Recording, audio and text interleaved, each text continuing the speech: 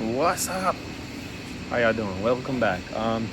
We continuing on George's car in this video here. Intercooler showed up, piping showed up, so it's go time to get this thing finalized and get it off the lift. As usual, threadstone, the hookup. We got the intercooler, we got piping, we got a car on the lift, we got a wall over there, and we got me. So first thing we're gonna do is just get the intercooler mounted.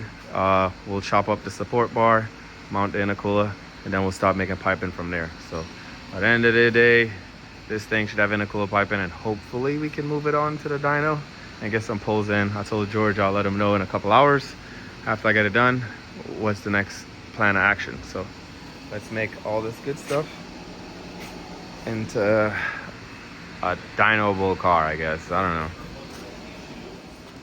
All right, so we're making progress. Got some little brackets welded up. I got to slap some paint on it now to mount the intercooler. Meanwhile, in the background, we got BMW things going on.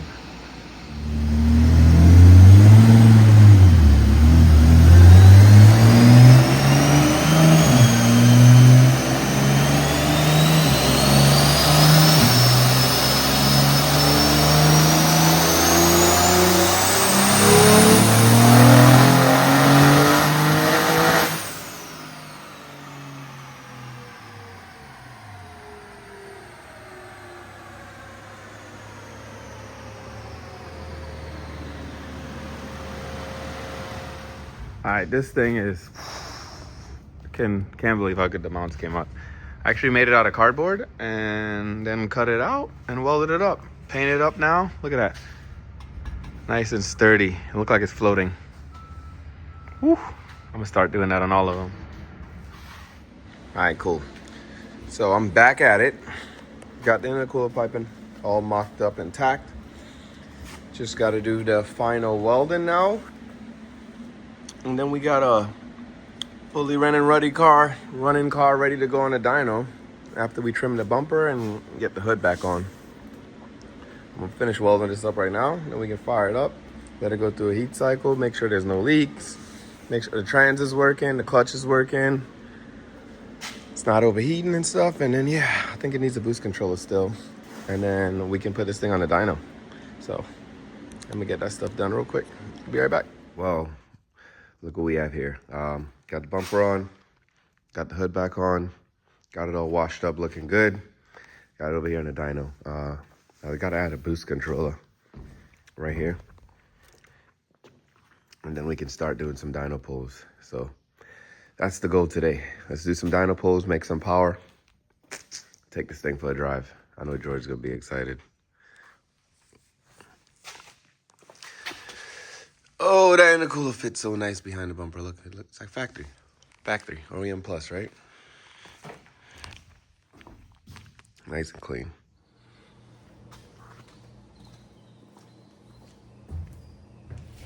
All right, the moment we've been all been waiting for. Time to dyno this Neo 25, see what it makes. We're trying to get this thing up to 500 horsepower. It is gonna be flex fuel tuned, so I'm gonna tune it on pump gas first, and then we'll move on to E85. So what I like to do is just kind of do the base map, get everything sorted out on pump gas and make sure it's running good, make sure it revs out, make sure the fuel trims are good, AFRs are good, timing maps created, and then we'll move on to flex fuel and make some power. So first couple pulls, I don't know, on 10 pounds it'll probably make 300, 320, who knows, but that's just me cleaning this thing up. So let's get some pulls in.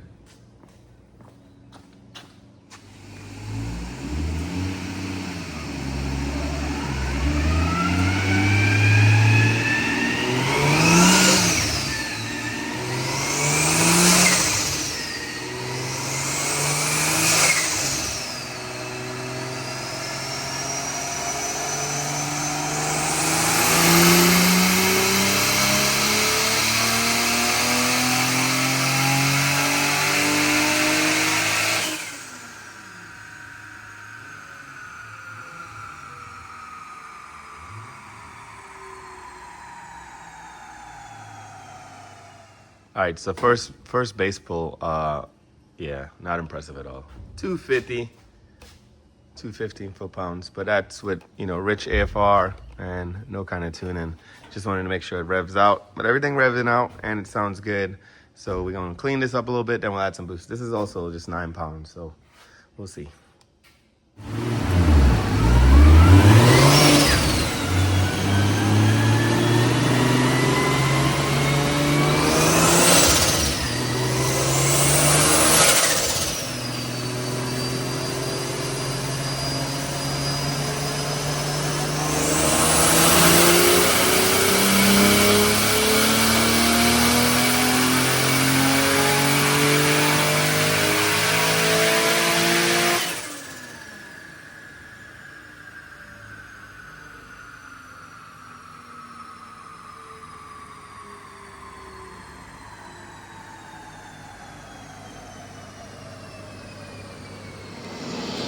Alrighty, so on that pull, I don't know if you guys can hear it in the video, but the wastegate kept going up and down 1 or 2 pounds.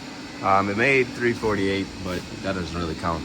So what that really means is the 9-pound spring in there is too soft, and with the R-Tech manifold having so much flow to the wastegate, to keep pushing it open while the boost controller try to, close it. So it's overcoming the spring pressure that's in there, even when the boost controller is trying to keep it closed. So we're gonna have to let it cool, take the wastegate off, add a little bit more spring in there, and then we can smoothen this graph out. So it'll be a little bit. I'm gonna let this thing cool down, and then I'll get back to it when I got a bigger spring in there. So I'll probably just go up to a 14, which I should have put in there first, but I just put what came in there, which is a 9-pound. So we'll swap that out, and then we'll get back on the dyno. All right, so we're back. Got another wastegate spring in there. I had to change it twice because the first one I accidentally read the chart wrong and it made too much boost. So now let's see what it makes on pump gas, and I'm already ready to get it on the 85. So it's on 15 pounds now. Let's send it.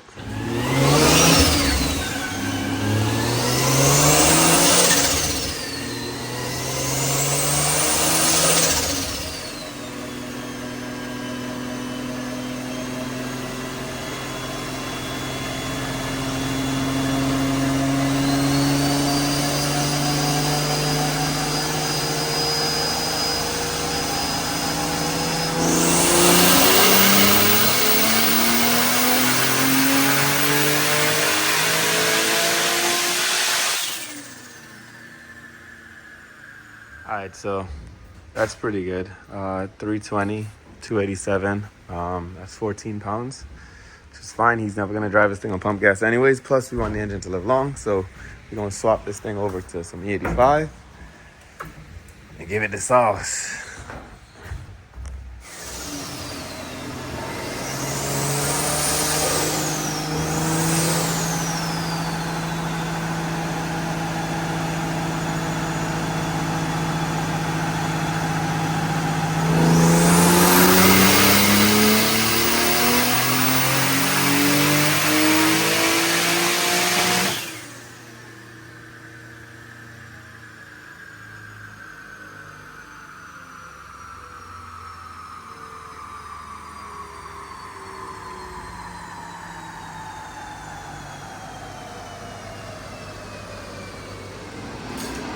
All right, so as a first pull with the 85, picked up quite a bit because we put some timing up top. Healthy on the 85. Same 14 pounds. We're gonna turn it up now.